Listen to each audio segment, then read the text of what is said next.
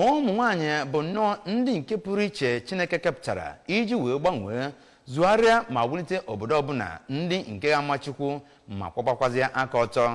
Onye bụ ụkọchukwu n'ụlọ ụka St. Michael and All Angels Anglican Church Abagana bụ Reverend Canon Shadrach Obidajuo bụzi onye nke kwupụtara nke a n'okwuchukwu ya n'ofufe nru eji webata n'isi njedebe ọgbakọ ndị nne nke ụlọ ụka ahụ ga-afọ 2024 nke isiokwu ya bụ na mme eriri ya bụ mkpụrụ nkụrụ. Amakachi bụ ụzọ onye nta aka anyị bụ onye ga-ewetara gị aka ahụ.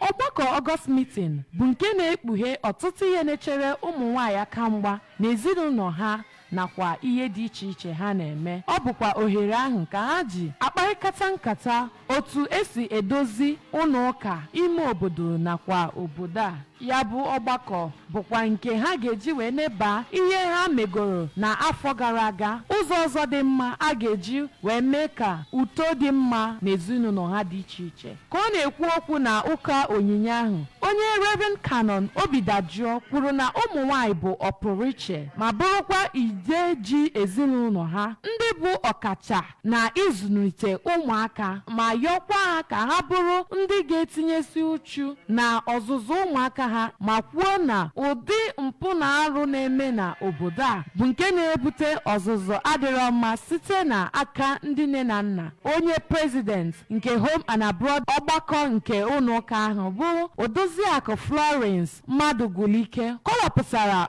mkpa ọgbakọ August meeting bara ma kwuo na ọ bụ ohere ha ji akwalite mmụta nakwa nkụzi ga-enyere ha aka n'ibi na ezinụlọ ha dị iche iche na inwe okwukwe n'ebe Kraịst nọ. Odoziakụ Madugulike gbarọrọ iru otu esemokwu na alụmdi na nwunye si dị n'obodo a ma dụkwa ndị nụgoro di ọfụrụ ka ha jidesie ịhụnanya ha ike ma nwee nkwenye n'ebe Kraịst nọ, n'ihi na ọ bụ ya bụ ihe wetara alụmdi. Ịdị n'otu bụ nke na-emekwa ka ụmụaka dịkwa n'otu mgbe ha ga-eto. Ihe niile ha tinye wee chụọlụ Chukwu aja, enigwe ama mgbanụ nkịtị, enigwe ana m agwa ha na enigwe ga-emeghekwa n'isi fa. And n'ihe a niile ha nụrụ nkụzi a niile akụzi na ọ bụ na ha jidesie anya aka ike na ọ ga-aba uru na onye ọbụla ga-eri mkpụrụ ọkụrụ.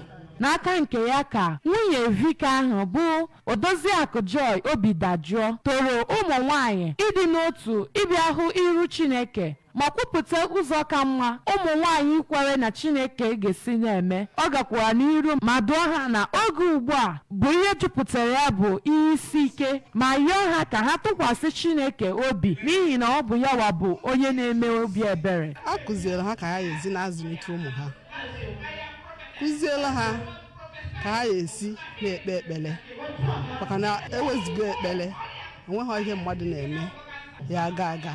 Onye otu ha nkwukwara okwu n'ụlọ ụka ahụ bụ Odoziakụ Chikọ Ugekwe kwuru na ọgbakọ August meeting bụ maka mmadụ niile ma kwuo na ọ chọrọ iwepụta ezi ntụziaka. August meeting abụrụ iji gosi ma ị nwere ego ma na ị nwere ego. Ọ bụ ohere ha ji bịa n'otu iji kọwapụta ọtụtụ ihe na amụtakwa ọtụtụ ihe n'aka ha dị iche iche. Ekpere dị iche iche, onyinye, mkpughe nakwa ịwa achịcha bekee bụ ihe pụtagasịrị ihe na ya bụ ụka onyinye ha mere na St. Michael's and All Angels Anglican Church ndị na Abagana.